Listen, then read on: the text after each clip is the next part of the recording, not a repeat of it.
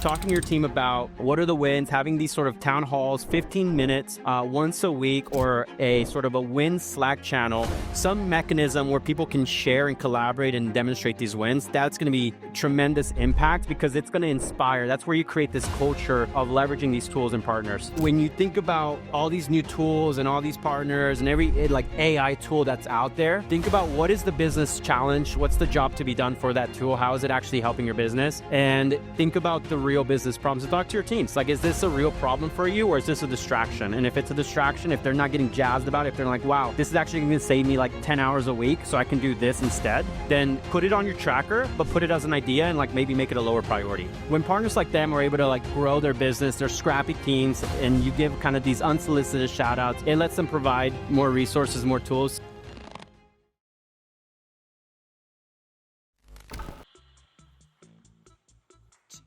Awesome, guys. I feel like after Taylor's presentation, I should change the title to Doing More with Less. But really, I'm going to be talking about empowering your teams, getting your teams to actually use tools, using AI, finding ways to reduce that OpEx. Now, as Shaq said, I'm the head of marketing at True Classic. Before I went brand side, I used to lead measurement and media strategy for an agency. I was one of 300 people at this agency, and I led a team of 50 people. So I had every resource imaginable, got a little bit bored and decided, you know what, I need to go brand side. So that's when I left. I joined Nude. And with Nude, I was like the first marketer in the entire company. I hired 2 people and I was like, yeah, this is enough. And we grew from 100,000 TTM to 60 million in less than 2 years, 20% EBITDA, profitable growth, and just like accelerated growth. So it was awesome. Ended up joining MentorPath. I'm a mentor there, helping different entrepreneurs solve challenges from scaling, advertising, setting up systems, a little bit of finance, FP&A work as well. And then, as Shaq said, I'm the head of marketing at True Classic. Now, something that resonated with me about what Taylor talked about is shifting that focus from growth at all costs to profitable growth. When I first joined the organization, we were losing about $34 in every new customer that we were acquiring. And this year we said, enough's enough. Look, it's going to be a rough year-over-year comparison because I'm competing against like negative $34 acquisition. And we need to just start seeking first order profitability. And now we're actually profitable on first order, and we're making $14 on every purchase, every new customer that we acquire, which is impressive. It completely changes the business and the cash flow of the business. And that's not the only thing that we're doing. We're also launching women's line. We're focused on products. We're checking off all of the boxes that Taylor talked about. But being able to sustain profitable growth year over year, being able to grow that as an omni-channel global brand, you would think that we have this massive team, right? A 50-person organization doing everything, focused on each facet of the org and growing the business. But the reality is, my marketing team is less than 10 people. And so we've been able to do a lot more using tools, using AI. It's come with a lot of pain, right? You have some people that have been with the organization for an extremely long time that we've unfortunately had to part ways with. And that necessity, that lack of resource, it breeds innovation. It lets us kind of take a step back and go, wait a second. Where can we find ways of creating more efficiency with these teams, training them better, reimagining a system, a process, and getting people that were a bit of independent contributors to actually have perspective and be able to shape the strategy as well. So again, we have a lean team that has an immense amount of output, and we're using tools, AI, and we're using external partners as well to give us the scale and the resourcing that would traditionally require a lot of headcount. Now, in order to motivate your teams, I think the first step is 4 key principles. Number 1 is reframing fear. I've talked to, there's like two sides of a coin. There are people that I've talked to that actually look at AI as like cheating. For some reason, they see AI as something that they should feel ashamed of using. Like it's like, oh, if I'm using AI, if I'm dependent on it, I'm not good at my job. The other group that is fearful of AI are the ones that see it as a replacement for their job. And look, both of those things are true. I think you as leaders have to take a step with a sit down with your team and explain to them that this is the shift. This is where like technology and culture and where business is heading. So you either get on the train and you find ways of leveraging AI, you find ways of bringing more value, delivering impact, creating more leverage, using it as a force multiplier, or unfortunately you get left behind. And it's a real conversation that I had with my team back in Q1. And I could very clearly see the distinction of the people that took that advice and said, you know what, I'm going to be leaning in, and the people that kind of stuck to the old ways of doing things, being slow. And unfortunately, the business needed to move with the crew that is ready to adopt AI and was using it as a force multiplier. Secondly, is it has to be voluntary. If you mandate AI use, you're going to get a check the box execution. And so what I found to be very successful is, again, just kind of providing examples of where different people are using AI, having a champion, having someone that uses a tool, a resource, having them champion and educate the team. And that should then be the sort of infectious culture where people celebrate those wins. And you're using those real examples of how you're solving real business challenges that then inspires creativity and inspires the rest of the team to use more of these tools. And then lastly, career growth. This is a monumental period, a pivotal period in brands where you're going to have a lot of people that are going to become incredible at leveraging these tools. And we're not many years away from finding the first brand that's going to be a fully AI native business with probably a headcount of 2 people. I actually have this like secret passion of mine of one day starting a $100 million business with one person and just using all tools, all external partners, and keeping that headcount. So I don't think we're very far away from that future, but you have to educate your teams and inspire them to see it as a career opportunity, because then they're going to be more sought after in the job market. Now, when you take those principles and you put them into practice for a true classic, it starts with a resource adoption tracker. Look, there's, especially for us, I get hit up with vendors and partners all the time coming at me from 8 different directions. I'm on Twitter or X, I'm on LinkedIn. I'm always discovering new tools, and my team is as well. And you have to organize that thoughts. In your organization, you're probably taking a screenshot, you're probably sending a link to someone and you're like, hey, check this out. But if you don't have a way of actually organizing these resources and putting them into a tracker where you have what's the name of the partner, is it something that's an idea, is it being tested, is it active, is it paused, what's the job to be done here, what is the business challenge, what's the problem that we're solving, assigning an owner, a champion to that resource, that technology, and then creating some impact metrics, right? Like, are we saving time? Are we generating revenue? Is this affecting the top line or the bottom line of the P&L?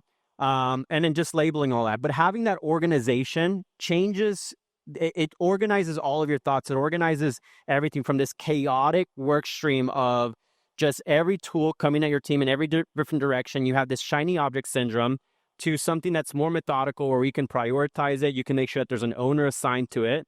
If that owner ever leaves the organization or gets promoted to a different role, you can see where you might have a gap in this resource. And it does a few things. One, again, it makes it more manageable for your team. They can look at that tracker, they can get inspired. They can see where one department might be saving a lot of time, or they might be making more impact in the business. And then secondly, it lets you understand the actual ROI of all these tools, right? One of the challenges that we face at True Classic is because we work with so many partners, it's a lot to look at and then see, are we actually generating ROI here, or is this just a detriment to the P&L? The second thing that is bringing this principle into practice is having those sort of win showcases. So talking to your team about what are the wins, having these sort of town halls, 15 minutes once a week, or a sort of a win Slack channel, some mechanism where people can share and collaborate and demonstrate these wins. That's going to be tremendous impact, because it's going to inspire. That's where you create this culture of leveraging these tools and partners. And then the third one is using real business examples. So when I first started to get the creative team to use AI, I used to come up with these like different sort of workshops that didn't really tie into the business. And what I found is, like, in a moment, it becomes this check the box. People do it. They're kind of excited. And then the weekend comes around and they come in Monday morning and they completely forget about what we talked about last week. And it's like, okay, why are we still doing things the old way? Where I found it to be significantly more impactful for the business, and you actually sit down and use a real business example, and you show them, screen share, show me how you brief ads, show me how you create the brief, and then as they're doing it, you stop them and you say, wait, hold on a second. Instead, go to chatgpt.com. Let's use this GPT that I built for you. And then you start to sort of hold their hand along the process, and you show them, you demonstrate the real business examples that they can actually be using these tools. Now, I'm going to shift over to what are sort of the pillars and how we think about tools, how we think about AI to solve the business challenges.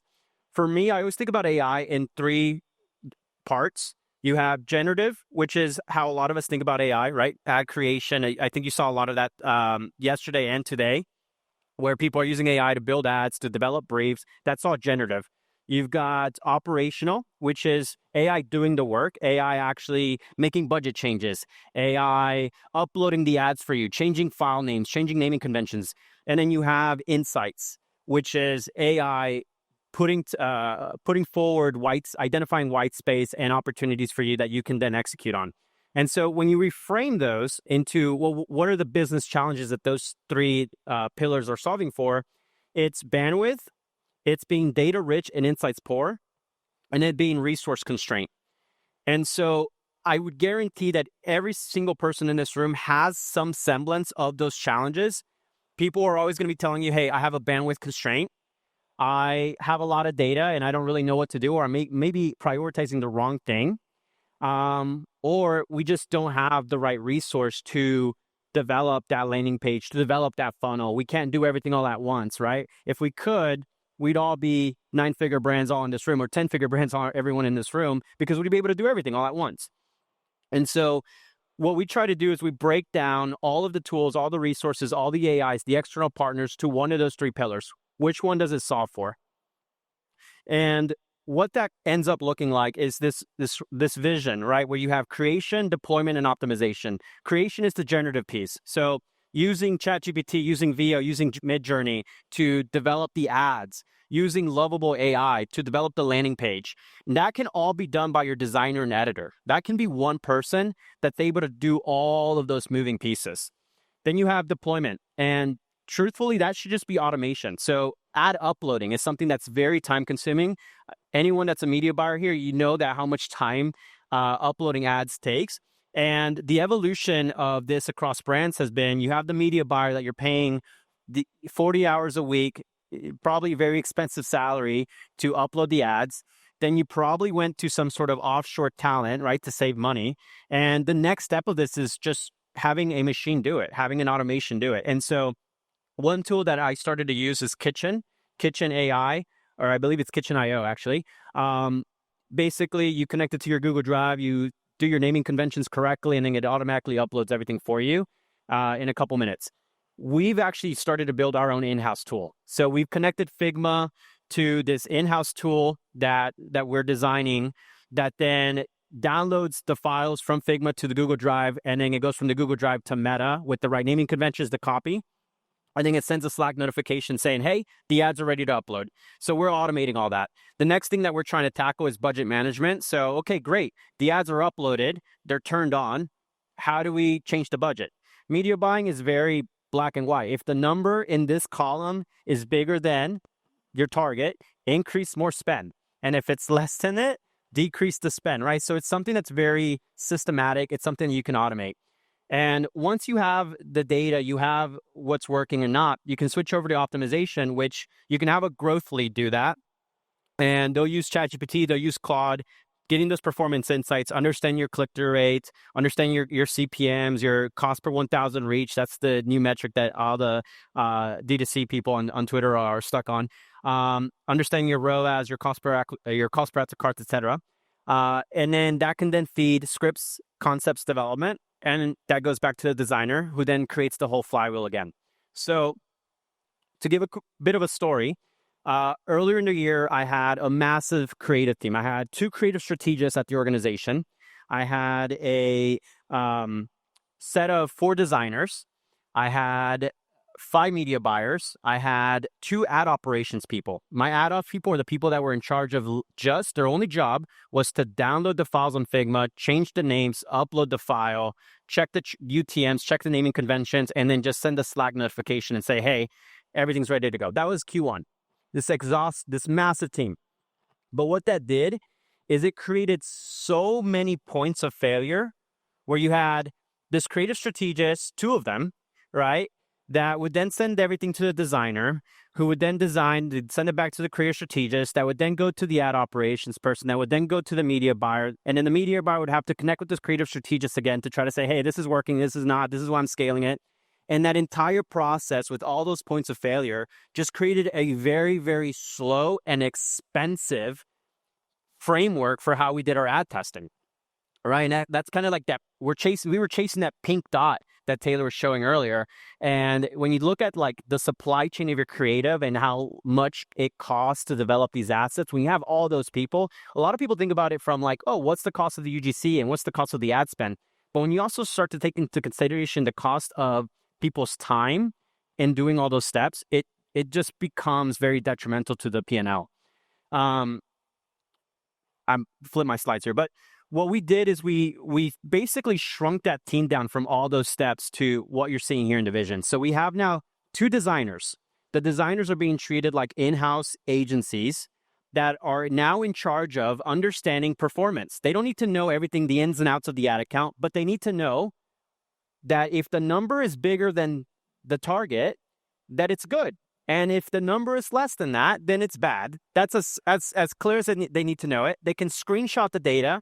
They can download the performance. They can feed it into a GPT that we built. That then gives them the new script, the new angles, the new concepts. That designer can then generate the ads using AI, feed it off to the ad uploader. We still have media buyers, but we've essentially shrunk down this massive team of creative strategists, 4 designers, ad operations to basically 2 people. And now those 2 people are solely responsible for the wins and losses of their campaigns, of their ads.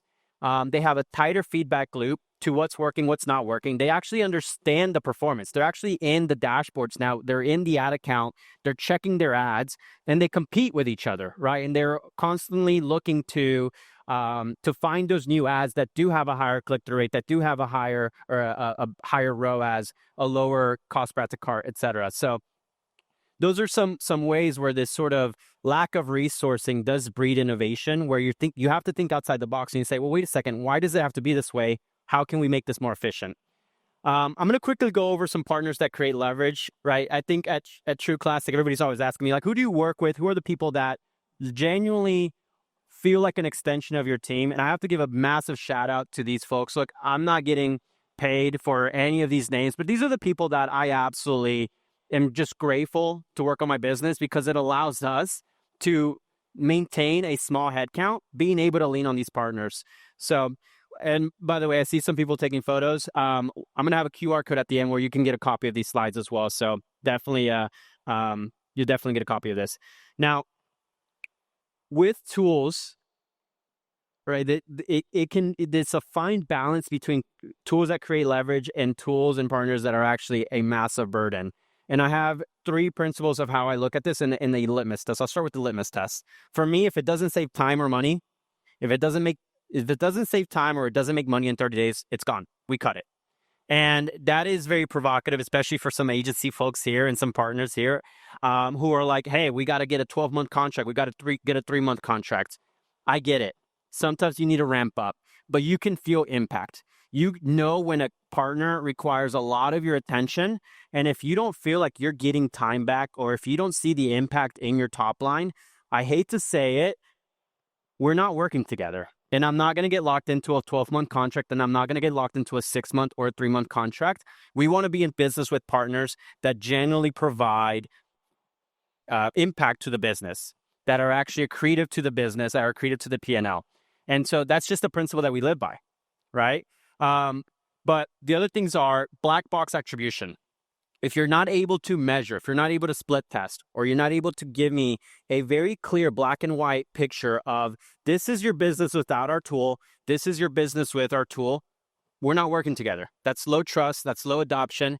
I'm going to be sitting here trying to figure out, wait, is it ROI positive? I don't know. That's an $80,000 a year contract. Does it actually make sense for us? Shiny object syndrome. Focus on solving real business challenges. So that's where that tracker comes in handy, and thinking about the 3 pillars of bandwidth, resource, and insights, data rich, insights poor. Those, when you think about all these new tools and all these partners and like the new shiny AI tool that's out there, think about what is the business challenge? What's the job to be done for that tool? How is it actually helping your business?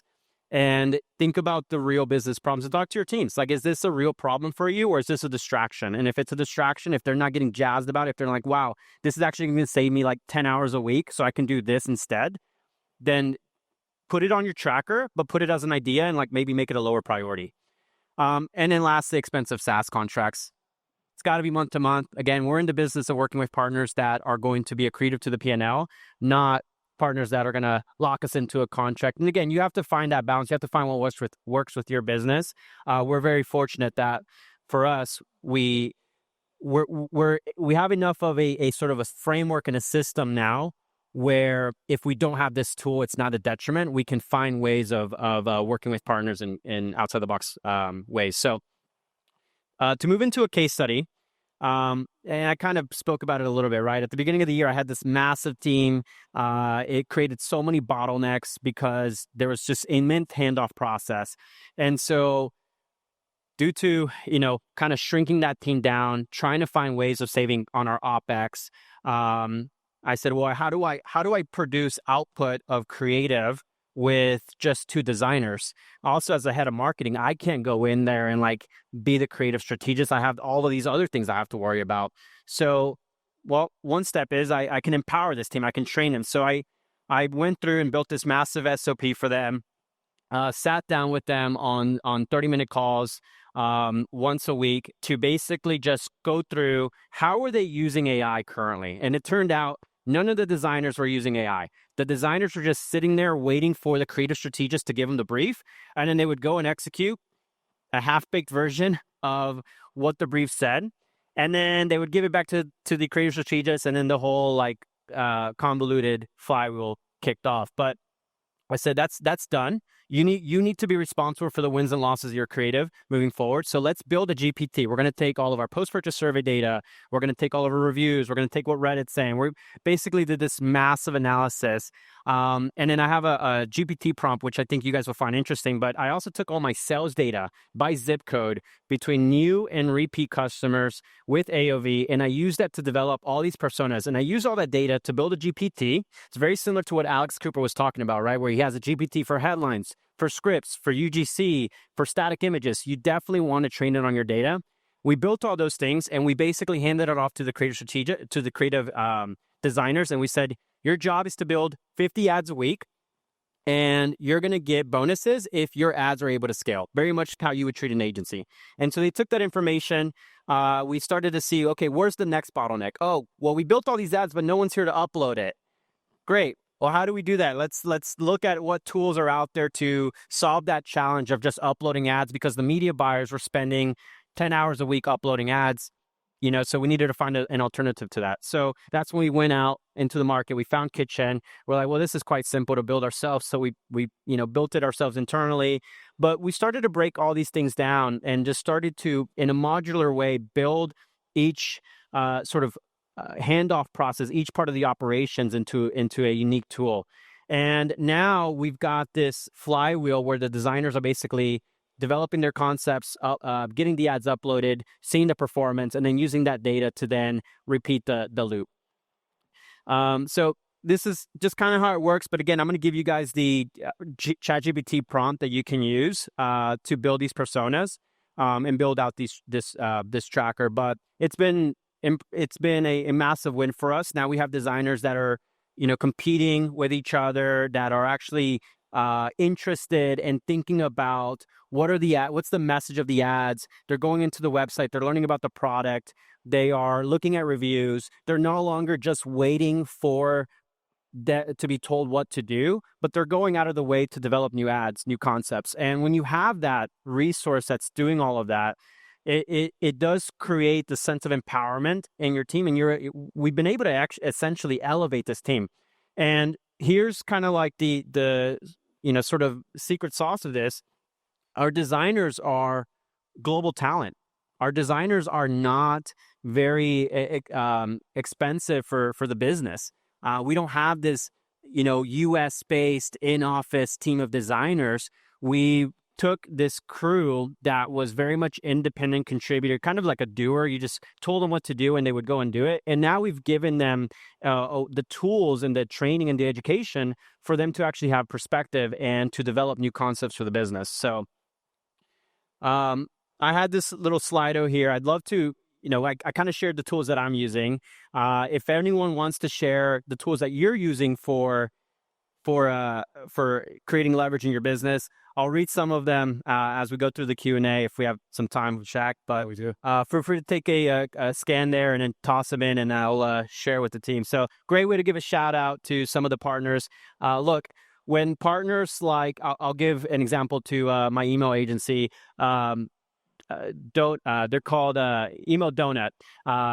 When partners like them are able to like grow their business, they're scrappy teams, and you give kind of these unsolicited shout outs, it lets them provide more resources, more tools. So I'm always big on the ecosystem sharing with each other. If you have partners that share, please do communicate that. So there's a few in here coming in that I'll read in a second. And then while I read those, we do have the resources QR code here. So feel free to snap a picture of that or scan it, and then you can make a copy of the Word document, which has the ChatGPT prompt. It has ways to connect with me, and it also has some of the slides as well. So, well, first off, Bryan, thank you. Laugh it up. Thank you. Go back to the Slido one real quick. Go back to just in case. Go back to the Slido one real quick, guys. One back. There we go. Throw this one up there when you guys get a chance. Any questions, comments, concerns? Alex, I know you had an incredible AI talk yesterday. Do you have any questions or anything that you want to double click on with him right now? I'll come back to you as you're thinking.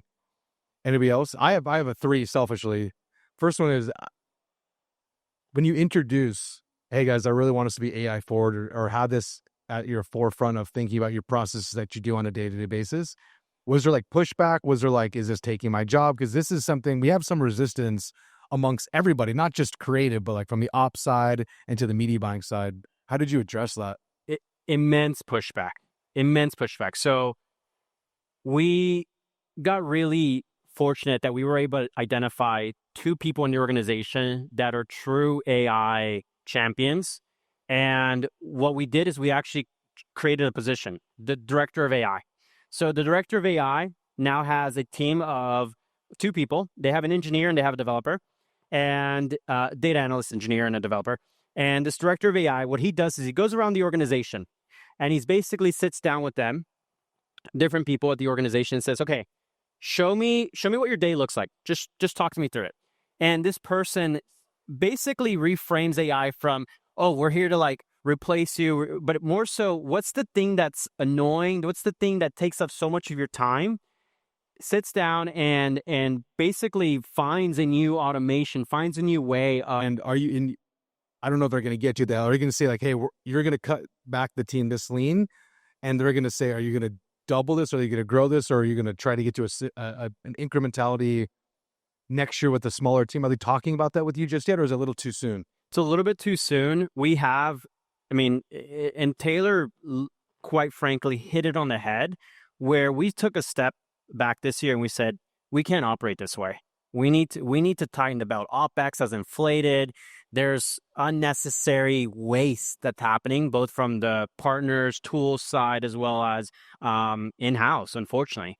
And so we have, we went through a P90X diet. We're a lot leaner now, but we are now looking at like, okay, now that we know that this is achievable and we are able to maintain growth, how do we start to build business use cases to 10x that growth or accelerate it? Sure. But it's no longer like a necessity. It's not like we need this to grow. We're growing with as is. Now it's okay, well, could we grow a little bit faster? Could we add in like 5% points in growth if we have this tool or if we have this resource? One thing I'm looking at is international, for example. Right now I have one person that manages my entire international business. Oh my God. Super brilliant guy using AI. He's identifying trends. He's managing the entire work stream. But I'm looking at that and I'm like, well, what if I hired regional growth leads for every country? And so I'm basically like Shark Tank. I'm going to my finance and my CEO and I'm like, okay, give me a $50,000 investment. I'm going to take those $50,000. I'm going to hire 5 people across these 5 markets. And over the span of 2 months, their goal is to accelerate and amplify growth in these markets by this much. They have to create a stepwise change to the already trajectory that we have to pay for themselves. And so that's sort of how we're approaching it. And that's the approach now. I appreciate that. Show me some of the, maybe they shouted it out from the Slido. Yeah. Wrap on that. Of course. So we've got Phospha. What's Phospha? Who put Phospha, and can you tell me what it is? Do you know what it is? I do know what Phospha is now. I've heard of it. I'm going to learn from you wherever you are. Okay. Yeah. And I'll put these in the Word document as well. VMake, Bolds, Channable. Okay. Sandstorm AI video and workflows. Ooh, that sounds intense. That sounds good. Thai revenue roll. Yeah. Foreplay, of course. Revo. M19. Foreplay, Bolds. Big GPT. Big ChatGPT. A lot of ChatGPT. Which that is the other thing I'll say is, if all else fails, rather than getting shiny object syndrome and trying to like understand this tool, that tool, and like getting your teams to learn everything all at once, just get your teams to learn how to use ChatGPT effectively. And even yourself, like build GPTs, learn how to prompt, learn how to use image generation, learn how to use Operator. Right now, we used to have this social listening tool, and now we have this Operator that's basically just scanning every single day, looking for mentions, and it's like scanning Reddit. Anytime True Classic is mentioned on Reddit, it sends an email right to us. And that's through ChatGPT. You can literally just prompt that, like, hey, can you create a daily scheduled report sent to my email anytime someone mentions Reddit or True Classic on Reddit? And you can set that up right now, and you'll start to get those reports, those insights. And then you can start to make it layer stuff on there. Like, give me ad angles, give me insights out of it, give me threats, risks, opportunities. It's pretty much just your imagination is the only limitation there. But if you get really good at ChatGPT, you're going to be able to solve for 3 of those issues that I talked about with regards to bandwidth, operational, and data insights. Beautiful. Bryan, thank you very much, brother. Awesome, man. Take care.